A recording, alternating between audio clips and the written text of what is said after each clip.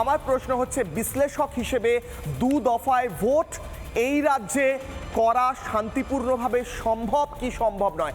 এত দিন ধরে, এত বছর ধরে ভোট দেখছেন, 7 দফা 8 দফা ভোট, 6 দফা ভোট, হঠাৎ 2 দফায় ভোট। মানুষ শান্তিপূর্ণভাবে ভোট দিতে পারবে এবার, কি মনে হচ্ছে সন্ময়দা?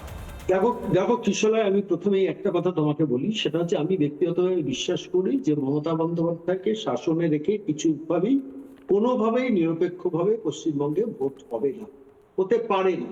কিন্তু তা সত্ত্বেও এবারে আশা ভরসা বিশ্বাসের জায়গা জ্ঞানেশ কুমার, তার কারণ জ্ঞানেশ কুমার যেভাবে আলটিমেটলি এসআইআরটাকে করিয়েই ভোটে ছাড়লেন, এইখানে কোনো একটা জায়গায় কিন্তু বাঙালি হিসেবে আমার মনে অভয়ে যাচ্ছে।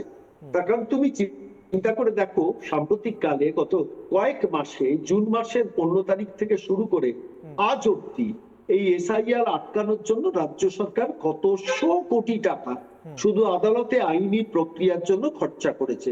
সেটা জলে গেল, আলটিমেটলি ভোট ডিক্লেয়ার্ড হয়ে গেল, এবং এই ভোটটা ডিক্লেয়ার্ড হলো স্পেশাল ইন্টেনসিভ রিভিশন করে যে ভোটার লিস্টে আসবে, সেই ভোটার লিস্টের উপর আলটিমেটলি এই ভোটটা হচ্ছে।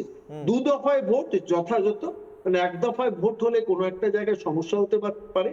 আমার অ্যাপারেন্টলি দেখে মনে হচ্ছে উত্তরবঙ্গ ভার্সেস দক্ষিণবঙ্গ, অর্থাৎ উত্তরবঙ্গে একটা ফেজে ভোট, দক্ষিণবঙ্গে আরেকটা ভোট। এখন যেটা দরকার, পশ্চিমবঙ্গের মাটিতে সব থেকে এসেনশিয়াল আমার বিশ্লেষণ করতে গিয়ে বারবার মনে হচ্ছিল যে পুলিশ অবজারভাররা কিন্তু পশ্চিমবঙ্গের বাইরে থেকে আসা দরকার।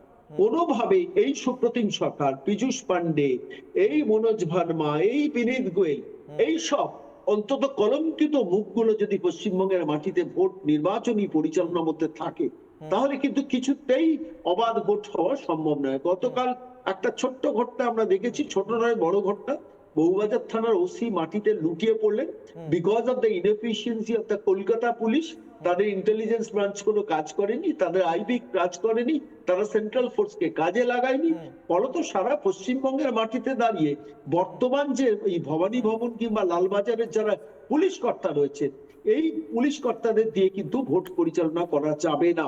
সেন্ট্রাল পুলিশ অবজারভারটা কিন্তু খুব এসেনশিয়াল, এবং সেন্ট্রাল পুলিশ অবজারভারদের মনিটরিং করতে হবে কেন্দ্রীয়ভাবে জাতীয় নির্বাচন কমিশনকে।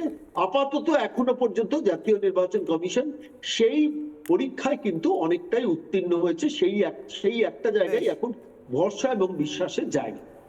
নানা ধরনের কন্টেন্ট দেখার জন্য লাইক করুন, শেয়ার করুন আমাদের ফেসবুক পেজ, সাবস্ক্রাইব করুন আমাদের ইউটিউব চ্যানেল। পাশাপাশি অন্যান্য ব্রেকিং নিউজের জন্য অবশ্যই চোখ রাখুন রিপাবলিক বাংলায়।